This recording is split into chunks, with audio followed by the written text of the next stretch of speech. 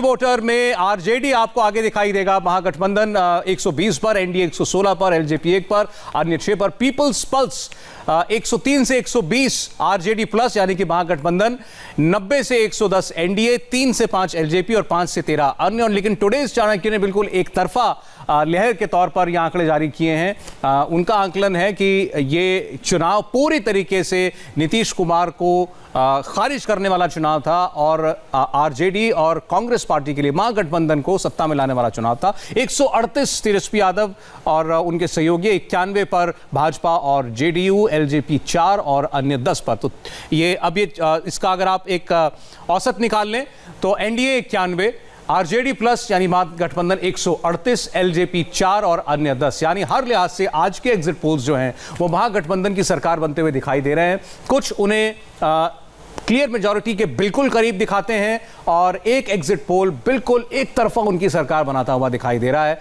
लेकिन सारे exit polls में एनडीए महागठबंधन से पीछे है। नीतीश कुमार इस बार लोगों की नजरों से कुछ उतरे हुए दिखाई दिए, ये हर एग्जिट पोल का अनुमान है और ये एग्जिट पोल से बता रहे हैं कि इस बार बिहार में परिवर्तन हो सकता है। ज्यादा गुंजाइश इस बार बिहार में परिवर्तन की, हम गुंजाइश शब्द नहीं छोड़ सकते अभी क्योंकि ये एग्जिट पोल्स हैं। नतीजे जब आएंगे तो हमें देखना होगा कि क्या ये सारे एग्जिट पोल्स लोगों के मन को नहीं पढ़ पाए या इस बार नीतीश कुमार लोगों के मन को नहीं पढ़ पाए। अगर पढ़ रहे थे तो कम से कम बता नहीं रहे थे, क्योंकि अपने इंटरव्यूज में वो काफी आत्मविश्वासी नजर आते थे।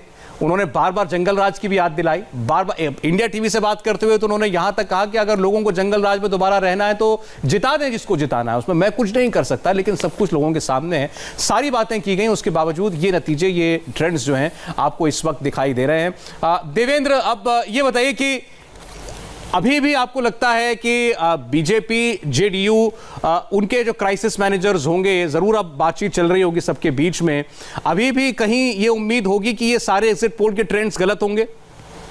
देखिए, पिछले 1.5 महीने की सवाल अगर बात करें तो बीजेपी या जेडीयू के किसी भी बड़े नेता से बात कीजिए तो उनको सिर्फ उनके बातचीत से चाहत ज्यादा दिखती थी, भरोसा या उम्मीद नहीं दिख रही थी। और जैसे ही हमसे पूछा जाता था और मैं ये कहता था कि मुझे तो ये फील हो रहा है कि आप लोग बहुत बुरी तरह से हार रहे हैं, तो अपने आदत के विपरीत आमतौर पर इस बात को कंटेस्ट नहीं करते थे। अदरवाइज बीजेपी को आप दिल्ली चुनाव में भी कहिए कि बीजेपी ठीक नहीं कर रही है तो इस बात को लेकर वो बहुत तर्क वितर्क करते थे। लेकिन बिहार में ये काम ना बीजेपी के नेता कर रहे थे ना जेडीयू के नेता कर रहे थे। मतलब उन्हें बखूबी इस बात का एहसास था कि वो लोग नीचे की तरफ जा रहे हैं। अब कितना नीचे की तरफ जाएंगे ये तो 10 को पता चलेगा, लेकिन निश्चित तौर पर कॉन्फिडेंस उन नेताओं का बहुत लो दिख रहा है, चाहे जेडीयू के किसी नेता से बात कर लीजिए या बीजेपी के किसी नेता से बात कर लीजिए। इवन नीतीश कुमार को देखिए, नीतीश कुमार मन से लगातार इस बात को कह रहे थे कि अगर आप हमें दोबारा मौका देंगे, प्रधानमंत्री नरेंद्र मोदी बिहार को विकसित राज्य बना देंगे। ये सारी चीजें इस बात को तरफ दिखा रही थी कि इन नेताओं का कॉन्फिडेंस कितना गिरा हुआ है और ऑफ रिकॉर्ड बातचीत में जो खुल के सामने आ रहा था। जी सर। जी देवेंद्र, एक सवाल मैं पूछना देवेंद्र, अगर यहाँ पर सबसे बड़ा सवाल ये है, जैसा कि मैंने अभी अपनी बात में भी कहा था कि भारतीय जनता पार्टी सबसे अनुभवी चुनावी मशीनरी वाली पार्टी है। क्या ऐसा पहले से भारतीय जनता पार्टी को प्रतीत नहीं था? और आखिरकार ये कौन सी मजबूरी थी कि नीतीश कुमार को लेकर ही चलना है? अगर न लेकर चले होते, अगर खुद अपने दम पर चुनाव लड़े होते तो शायद आज हम एक अलग तस्वीर देख रहे होते। क्या आप ऐसा नहीं मानते?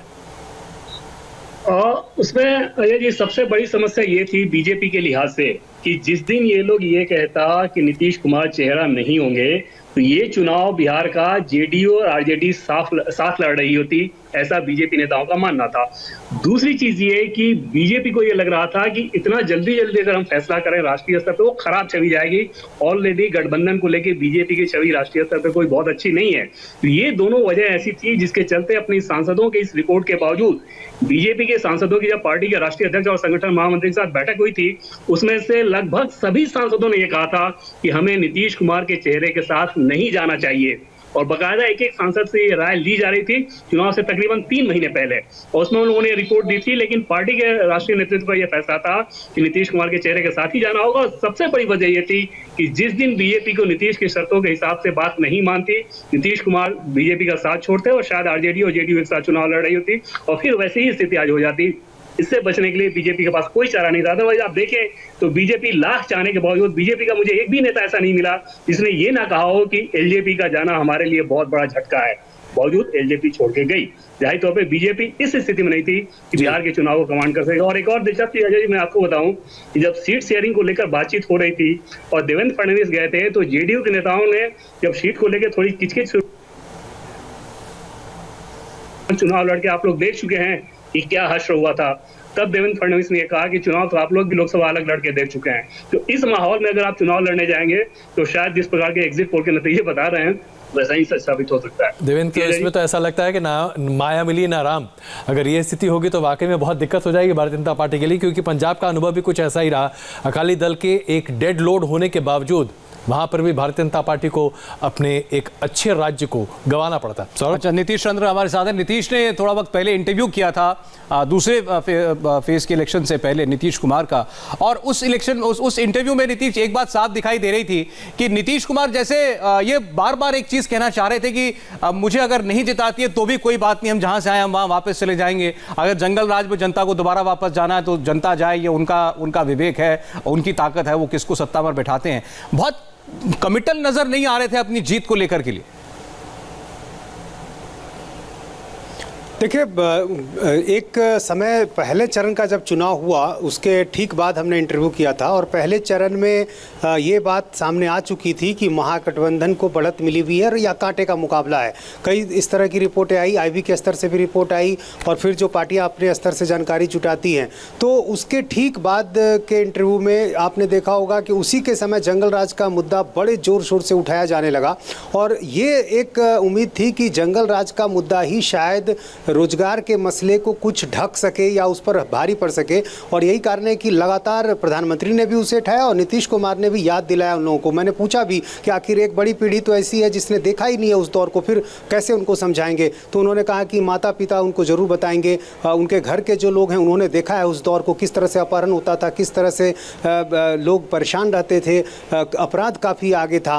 तो ये एक उम्मीद थी कि शायद जंगल राज का जो डर है वो यदि लोगों के जहन में बैठा, हालांकि उसका असर हुआ। उसके बाद आप देखें कि जब तेजस्वी यादव का एक बयान आया कि जिसमें बाबू साहब का जिक्र किया उन्होंने कि किस तरह से लालू यादव का जब समय था तो गरीब जो है सीना तान कर चलता था बाबू साहब के सामने, इसको भी एक बड़ा मुद्दा बनाने की कोशिश की गई। और कई इलाकों में जब हमने बात की वोटरों से, जो सवर्ण वोटरों में बिखराव था वो थोड़ा वहाँ पर कमतर होता दिखाई दिया, लोग इस बात को समझे। तो एक उम्मीद थी कि जंगल राज का जो मसला है वो शायद बचा ले जाएगा, और यही कारण है कि उस समय लेकिन शायद वो कम से कम एग्जिट पोल में तो दिखाई नहीं दे रहा। इस बार अगर पिच केवल जंगल राज थी, जंगल राज से का डर दिखाना एनडीए का, तो वो इकलौती वो पिच काम नहीं करी है, ये एग्जिट पोल के आंकड़े साफ साफ बताते हैं। लेकिन अब सारे एग्जिट पोल्स एक ही ओर इशारा कर रहे हैं, और उस सब का गलत होना, ऐसा नहीं कि पहले कभी नहीं हुए हैं, लेकिन हर बार ऐसा होना कि हर एग्जिट पोल गलत हो जाएगा, ये भी आसान दिखाई नहीं देता है।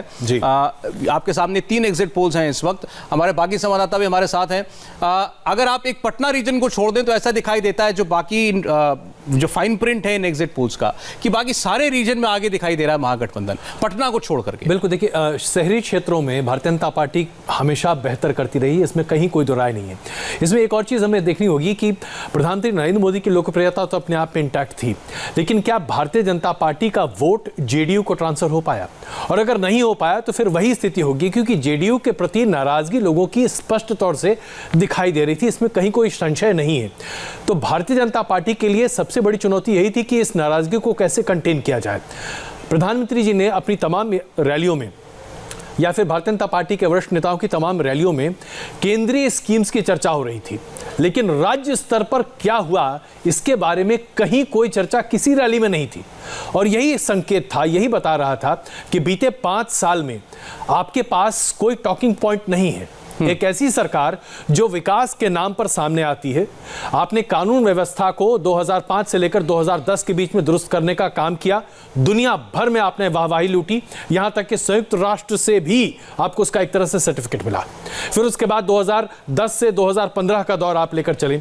नीतीश कुमार ने बिहार की इकोनॉमी में एक नई रफ्तार जोड़ने की कोशिश की, एग्रो बेस्ड इंडस्ट्रीज और तमाम तरह की बातें सामने निकल कर आई, और उसमें भी माना गया कि भारतीय जनता पार्टी ने सक्रिय भूमिका निभाई थी, और उस वक्त विकास की बात सामने आती लोग समझ रहे थे।